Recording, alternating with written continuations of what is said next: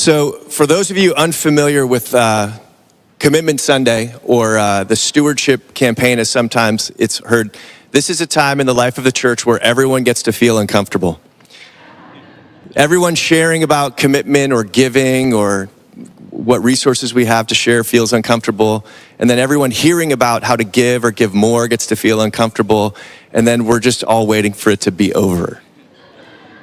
So what I want to encourage us to do is to consider then not the words you may have heard on this topic of giving before, but rather these words of Jesus on the screen: where your treasure is, there your heart will be also.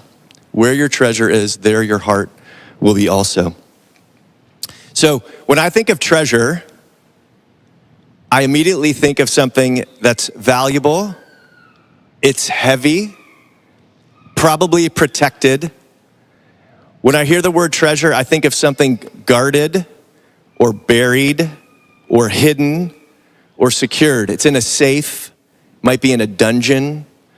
Think of, popular movies or stories you knew as a child, the way treasure was depicted. It's basically locked away where no one can take it. No one has access to it. It's safe. And not only is it in that hidden, secure, safe place, but everybody wants it. Everybody in the story, everybody in the movie, everybody in the narrative, everyone in the world wants that treasure. At least they think they do. And possibly they'll fight for it. Protectively or selfishly, it'll be fought for, it'll be protected. Anyone have similar thoughts about treasure? Does anyone think about treasure that same way?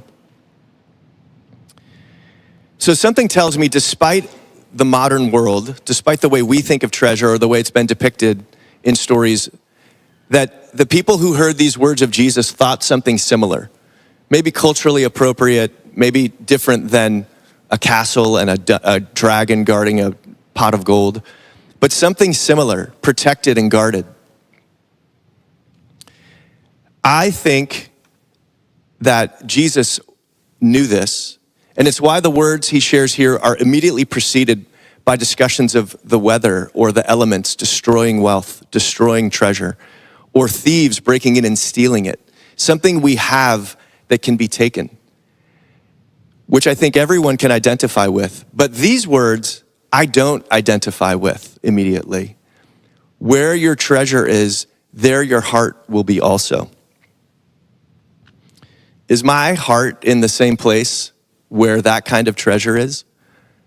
Guarded, buried, hidden, secured in a safe or a dungeon, locked away where no one can take it. And I'm going to fearfully and selfishly guard it and protect it from everyone who might want it. Does anybody else think about hearts like this? No, not normally. I don't normally. But Jesus provocatively is drawing this connection. It's not a mistake. And he does it so succinctly and so quickly that the temptation is to read right past it. I totally identify with moths and rust destroying things and thieves breaking in and stealing. I tense up hearing those words. But my treasure being where my heart is, I just want to move on. I don't identify with that, at least not naturally. We should not move on. I should not move on when I hear these words. I do not want a heart that is buried away with my treasure that I am selfishly or thoughtlessly protecting. I believe Jesus is saying these words because he wants us to be free. Our treasure and our hearts are meant to be free, not hidden from, but hidden with Christ.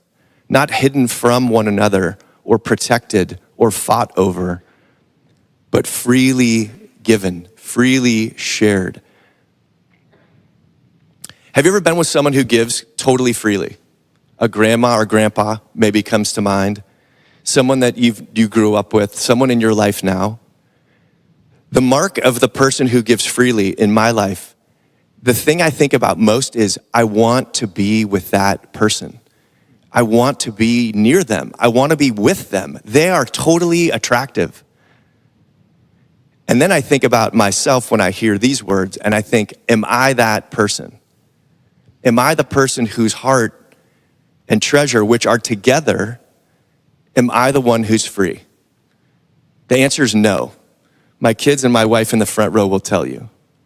The answer is no, right? I am not the person who gives freely. I give, but I don't do it freely. And all you have to do is be with me to feel it. It's not the amount of my gift. It's not the material distribution or extension of it. It is the Spirit. It is my heart being with it or not with it as I do it. And again, all the relationships in your life, if you're like me, can identify this in you, if your treasure and your heart are free. I have come to decide in my life that the mark of the maturity of my relationship with money, the mark of maturity of my own relationship with money, can be most easily seen or felt in my freedom to give it away. The mark of maturity in my relationship with money can be determined, measured, seen in my freedom to give it away. And then, moreover, not just the freedom with which I give it away, but the freedom I feel inside as I do. So, Commitment Sunday, people feel, I grew up with envelopes. We made commitments, which is like a pledge.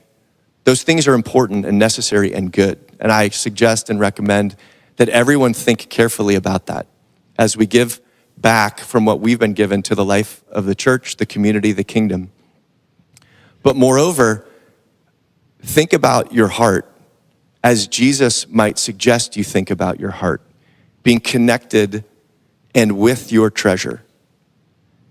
And do not hide it away protectively, selfishly, fearfully, but hide yourself and your heart with Christ, that both your heart and your treasure would be things you can freely give away.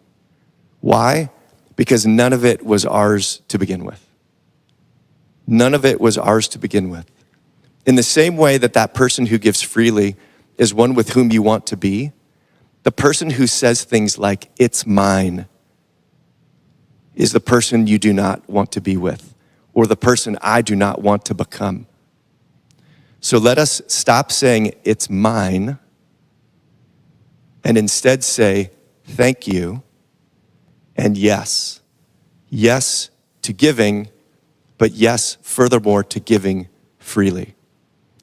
And by God's Holy Spirit and His mercy, we might do this together.